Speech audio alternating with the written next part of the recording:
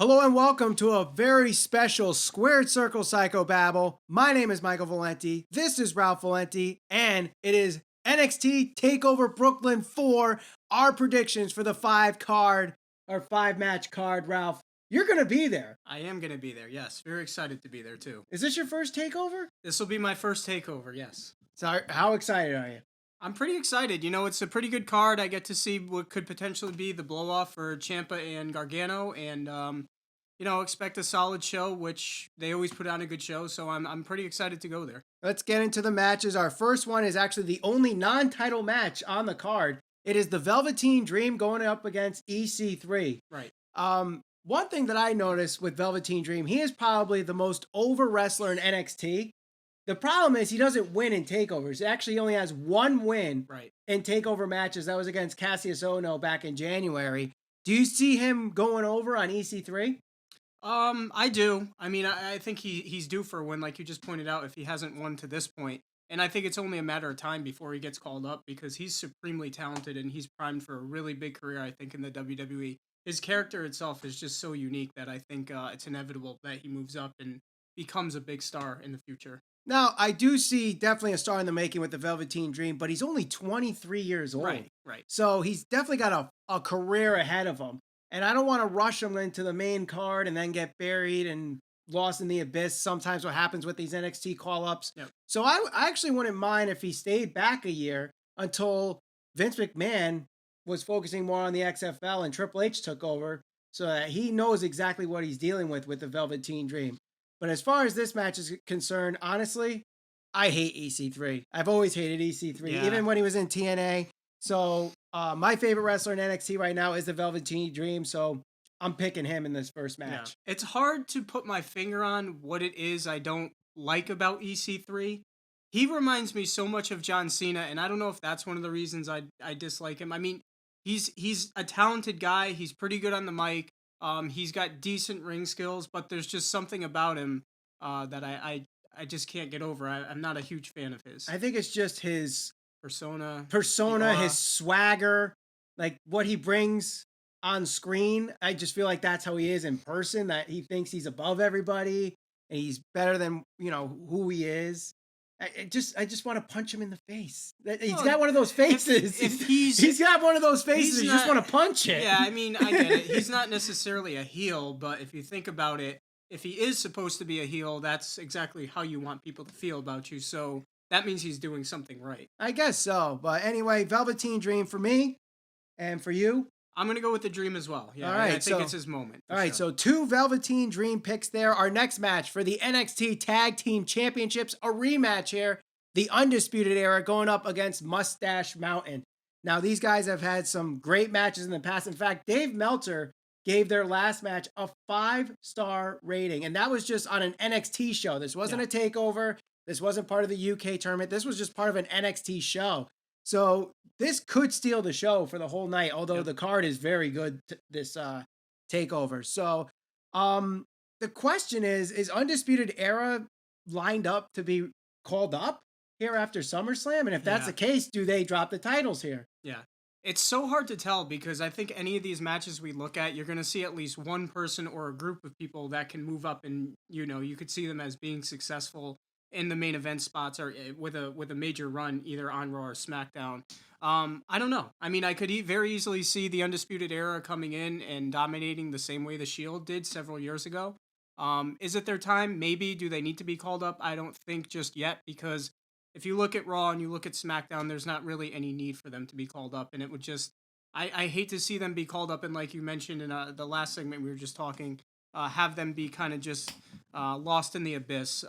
They've done some really good things on NXT. And like I've said in previous shows, I feel like NXT has been the most consistent show throughout the last, I don't know, maybe several years when you look at Raw and SmackDown. So they do some really good things and they've been successful. And I think, Undisputed Era is a big part of that. And obviously with the Undisputed Era includes Adam Cole, who we'll talk about in a few minutes. But for this match here, you got Mustache Mountain, Trent Seven, and Tyler Bate, who are two phenomenal athletes. They both won one each. This will be the rubber match, possibly the blow off of this feud too.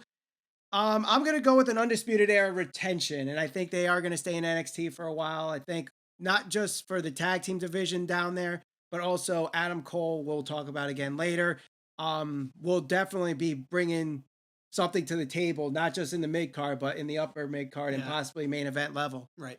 So speaking of Adam Cole, that's our next match for the North American NXT Championship. It's Adam Cole going against Ricochet.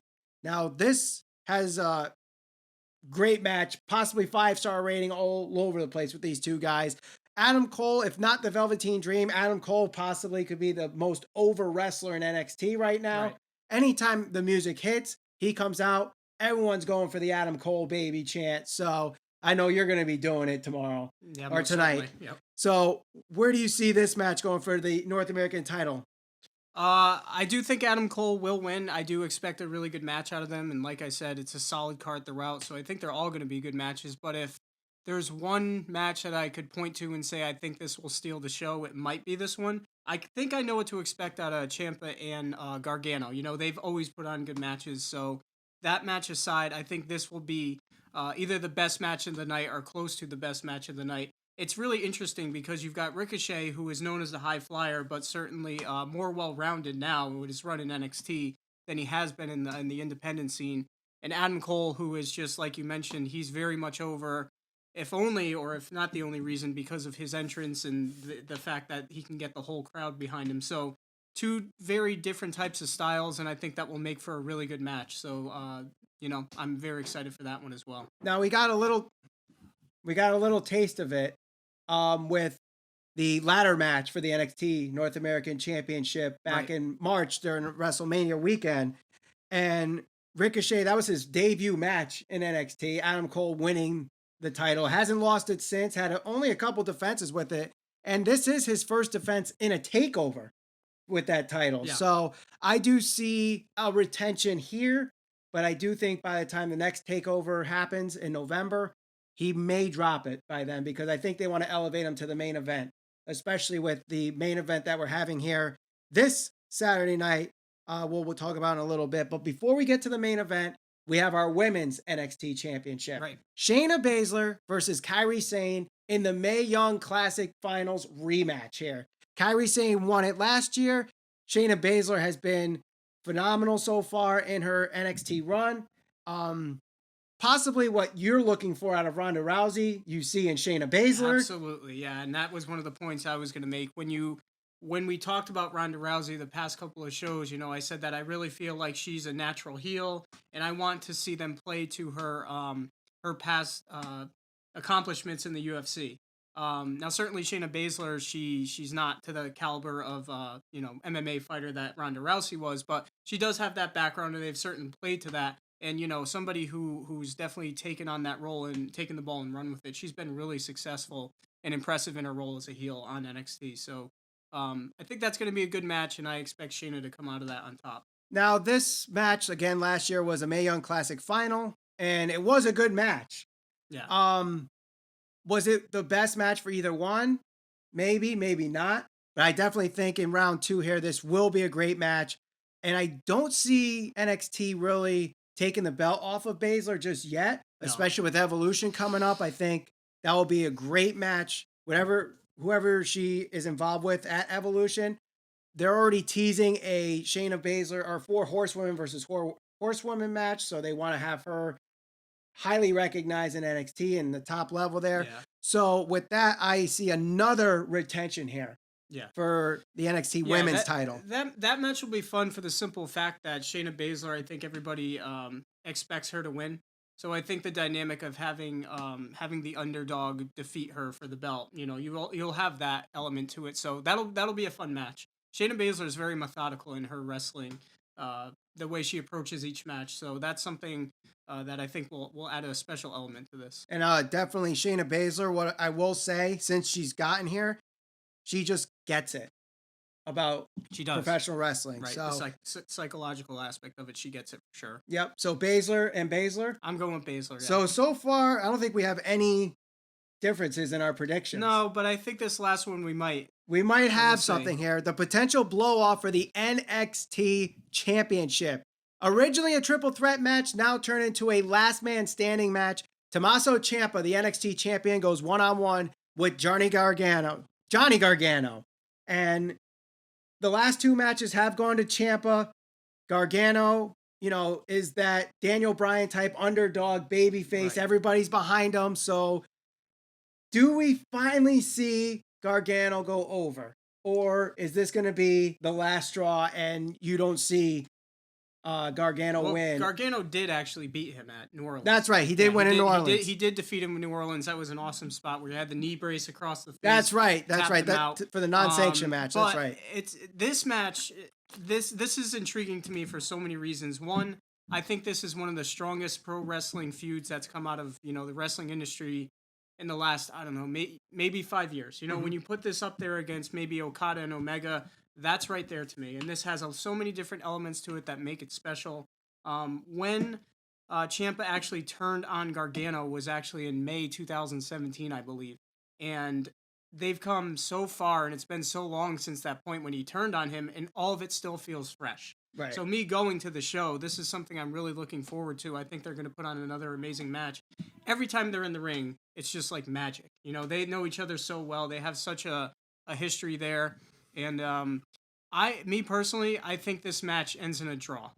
I because this is a last man standing match, I think that they're going to want to extend this past this match on Saturday night. And I think in order to do that, unfortunately, the crowd's going to have to go home a little upset. And let's not forget, this is supposed to be a triple threat match. So having this match a last man standing match, it's kind of like an audible, and I think in order to extend this and draw it out, I can't really see one or the other winning. Okay, well, I am sort of going to disagree with you here. Yeah, that's expected. Yep. Now, obviously Aleister Black was supposed to be in the match due to his injury from Tomasso Ciampa at a house show in Las Vegas. He's no longer in this match. They did a great job in writing him off through YouTube, so good thing there. The one thing that I will say is Aleister Black, I feel like if he is cleared Saturday, he is going to get involved at some point. Yeah. Now, the question is, does he just go after Gargano? Does he go after just Ciampa, or does he go after both? Yeah, I don't know. I think is there any expectation that he's supposed to be cleared? As far as I've read, he's from what I've read too, they're extending his absence to further the storyline of who attacked him. Okay. Which could be Rikishi because he did it for The Rock. You never know. Who does he go after? I think if he does make an appearance, he's going to go after Gargano. But I think that's one of the things that makes this storyline so intriguing is, Gargano, who was so over as kind of like the Daniel Bryan-esque, can do no wrong babyface, to see him so obsessed with not seeing Ciampa be successful that he's almost willing to do anything, to the point where now he's cost Aleister Black the title and Ciampa is the champion. That's a really cool element to the story, and I expect it to be a great match, so looking forward to it. So with that, Aleister Black, if he gets involved, goes after Gargano. So for me, I think Tomasso Ciampa retains and actually wins the match. There's going to be a screwy finish, so it doesn't mean it's the end of the story. I think they want to extend it as far as they can to eventually get to WrestleMania weekend, where they're competing with the MSG G1 Supercard there. So I think all belts will stay where they are right now. No titles change hands. And the Velveteen Dream picks up a huge victory, his second takeover victory there. So again, my review for the picks will be the Velveteen Dream, Undisputed Era, Adam Cole, Shayna Baszler, and Tomasso Ciampa. For you, your picks are? We agree on all of them, I think, except for the last one. I'm calling the draw in the main event. All right. Assuming that is the main event. That is the NXT Takeover Brooklyn 4 predictions here of the Squared Circle Psychobabble. Give us a comment. Let us know who you think will win these. And Ralph's going to be at the show, and he's going to be posting pictures on Instagram. So make sure you follow us there at SCPB Podcast. Just open it up today is where we launched the Instagram. So I'm just opening up too. There you go. He just launched the bear. So we'll take a break, and we got the SummerSlam predictions coming up here on the Squared Circle Psychobabble.